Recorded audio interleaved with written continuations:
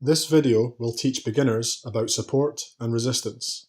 I'll explain what it is and also show you how to draw it on your charts. I intend to put together a complete series of trading videos leading you from foundations right through to trading mastery. I spent a lot of time and suffered a lot of stress and heartache, not to mention financial loss, on my journey learning how to trade. And so the series that I put together will be exactly what I wish had been available for me. Okay, let's get started. What exactly is support and resistance? The simplest way to think about support and resistance is that they are areas where the market changed direction or has stalled repeatedly.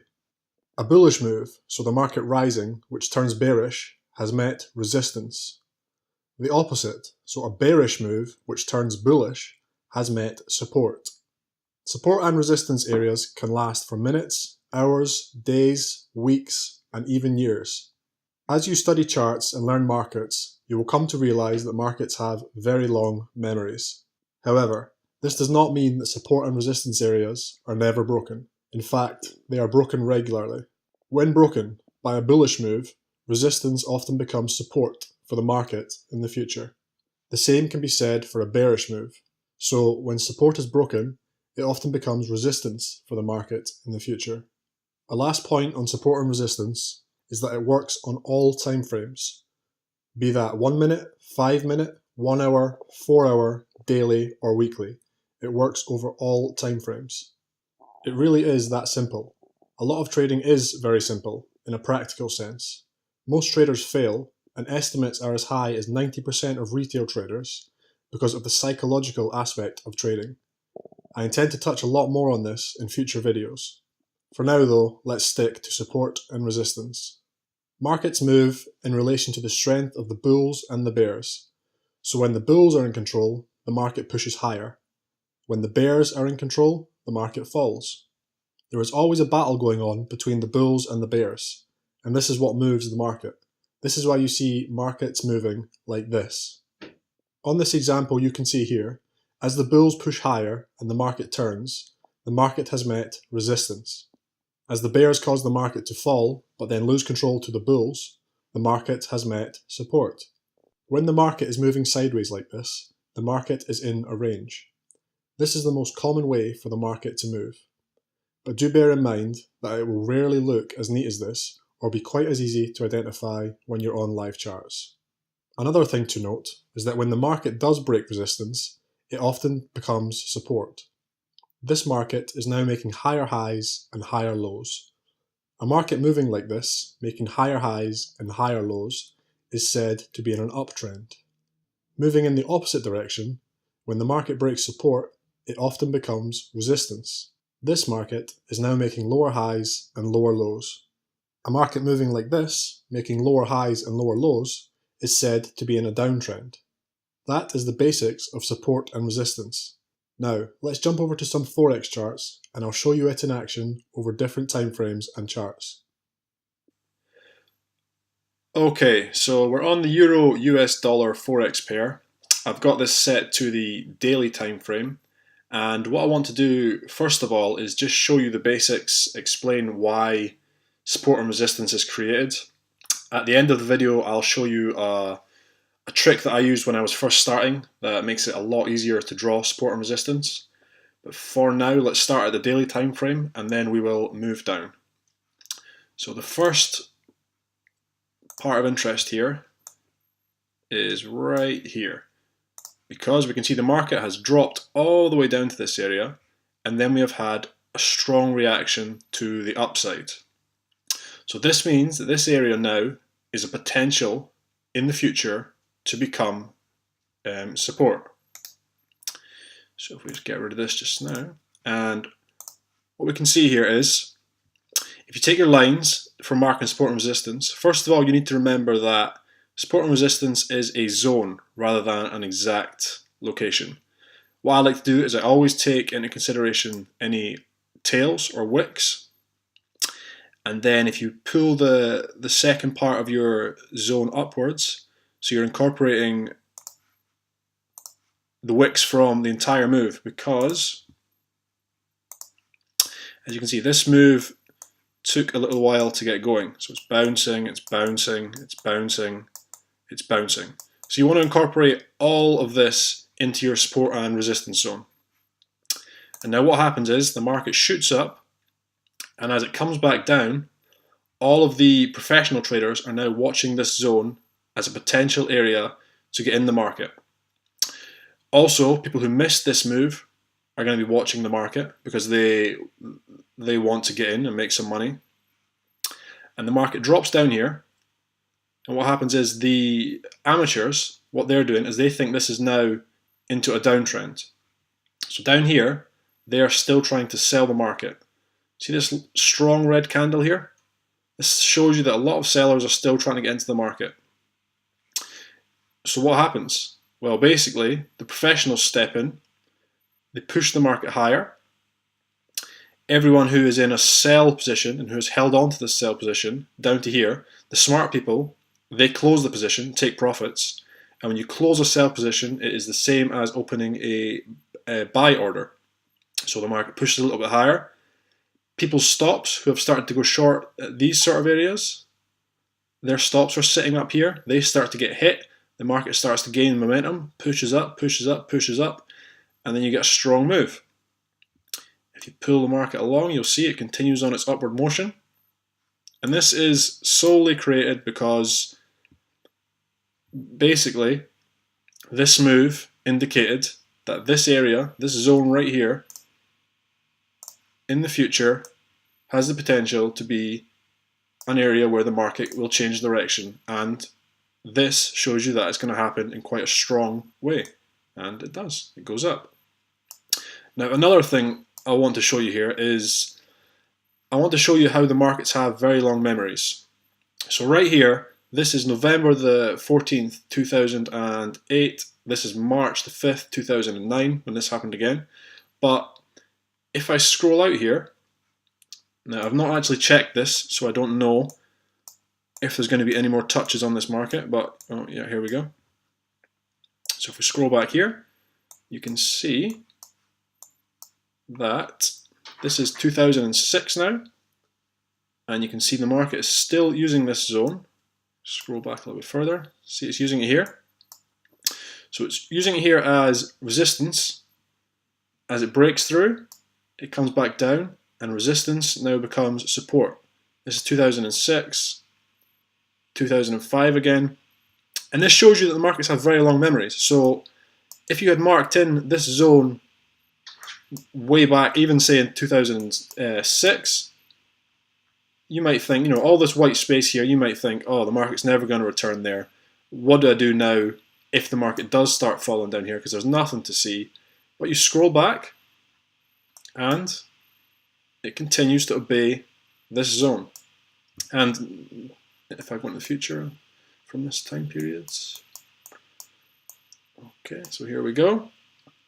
This is us up to 2010 now, and as you can see right here, we're still using this zone. You can see it's pushed up here, it's tried to break through and stuttered, and this strong candle pushes it through. As the market breaks through, it comes back down, retests the zone, pushes off, comes back down, retests the zone, and pushes off.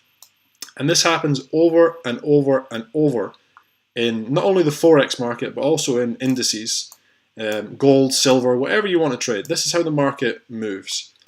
And it's basically people betting the wrong way on the market and professionals using that as momentum for them to make money, because everyone stops now who's trying to go short here. They're sitting up here, they're sitting up here, they're sitting up here, and so when the market turns, when the big money starts to push the market up, it starts taking out stops, and people start exiting positions because they can't handle the loss. That also sends the market higher. Amateurs start to jump on the market as it moves up because they don't want to miss out on the move. And it pushes higher and higher and higher. And that is essentially how support and resistance is formed at these key levels. If I drop down onto the hourly chart, this is still Euro US dollar. I just want to show you that it works on all time frames. So if we look here, you can see the market is moving up here, it's pushing down here, up here, down, up, down, and you can see it's moving in these triangles. This is how the market moves, up and down and up and down. It never just moves straight across. Sorry, get rid of that. And so what you're looking to do, again, if I delete all these, what you're looking to do is you're looking to find the points where the market makes the biggest moves. You can see this is a strong move down here, and then it bounces. So this is obviously going to be an area in the future that is going to be important. If you come across, you can see it's still using these areas here, here, here. Now take the bottom. Because you're using this section here, you have to use the bottom of the tails, which is there. And this now becomes a zone for the future. You've also got one down here, right there. Scroll across, you can see because this broke through, came back up, it's retested this zone up here, fallen away, retested down here, and then it breaks through. So if you come along into the future, come down, the market tries to break out. This would be a false break. It breaks down and then it pushes straight back into the zone. It tries to go down, fails, and pushes back up again. Well, the key is, where does it push back up to before it meets resistance? It's the other zone that we've marked.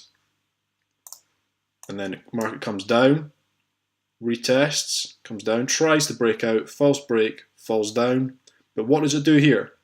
When it falls away here, before it falls away, it retests this zone. This happens maybe 80% of the time. It's almost like a second chance to get into the market. So if it breaks out here like this and you miss it,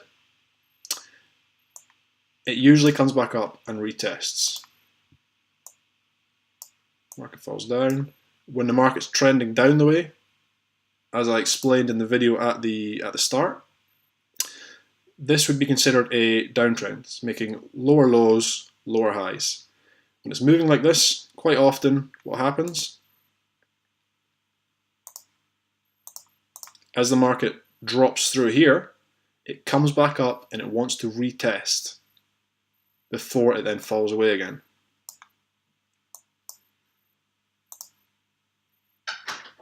Market falls away again, you can see right here. Market comes down, market comes up, retests. It doesn't manage to make a lower low, but it has made a lower high. So you would just watch the market here. Comes back up, it can't break through these two zones, it retests. This is a strong pin bar here. If you don't understand candlestick patterns, I'd suggest you watch my other video and learn about those, because it's one of the keys to success. You can't just use support and resistance. You can't just say set a sell order here. If you do, this is exactly what this long tail is for. It's designed to take out everyone who does this. You need to use a confluence of different factors in your trading that all align together before you start entering the market. Come across here, retests, retests, retests. It just keeps doing this. Retest, here, still using it, and then finally we break away from this zone. And when you break away from the zone, what do you think you do? You look for the previous lows. Get up a touch there. Breaks through, comes back up, and retests. The market always moves like this. It always uses support and resistance for its moves. No matter, even if it's a news release and the market does something crazy like this. This probably was some sort of news release. So the market drops away, comes down, and you might think, oh, the market's lost all sense. What am I supposed to do now? But it still obeys support and resistance. It has to. This is where everyone sets their orders. This is where everyone is looking, and trading is a psychological game. It's people on the other side of computer screens that are buying and selling. So if you learn what they do and how they react, you can be a successful trader. Okay, so that's the 1 hour chart. I'm going to drop down onto the 5-minute chart on a different pair. I'm going to show you, let me get it up. I'm going to show you that it works exact same on the 5-minute, and I'll also show you a quick trick for drawing support and resistance. This is what I used to do when I first started. So, okay, this is the 5-minute Australian dollar, US dollar, and all you need to do is take the arrow function, or if you haven't got an arrow function, you can take line function. It doesn't really matter. You can draw lines. What you're doing is you're basically tracing how the market has moved, like this. Just trace the market out. There's one there. Let's do this. It takes a little bit of time, but it's a great way to learn how to draw support and resistance. Okay, if I just drag down, I'll just do it a little bit more to show you. There we go. Okay, so then what do? All you do is you take your lines, start at the top, move down with your lines. See how it's touching the triangle there? Come down. This is obviously a zone because all these triangles are very close to each other. So just come down, come down, come down, and you want to incorporate all the triangles. So there you go. All the triangles are now incorporated into this zone. Here we go. Triangles. Come down, and look over here. I just put another line here, making it a triangle. All these triangles now align, don't they? Yes. Now you want to incorporate the entire triangle, so you come up to the top. There you go. And there's another one here. I wouldn't consider this a major zone because, I mean, it's moved away from there, it's stalled there. It's not bad, but this is a lot better for me. So the market comes down. Here you go, here's more triangles. Line them all up. The bottom of these triangles. There you go. So now, and eventually you won't even need to draw these triangles, obviously, but it's a great way when you're first starting to learn. So here's your zones.